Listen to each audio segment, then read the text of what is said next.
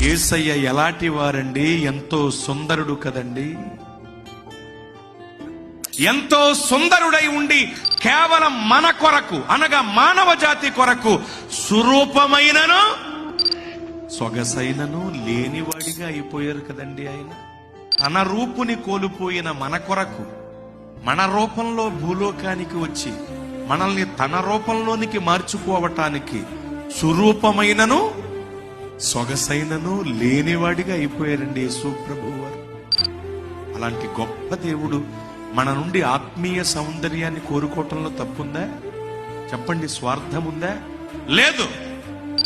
కనుక ఆయన కోరుకుంటున్న కోరికకు తగిన వారంగా మనం మారిపోవాలి. ఆయన కోరుకుంటున్న రూపురేఖలలోనికి మనము రూపాంతరం చెందాలి.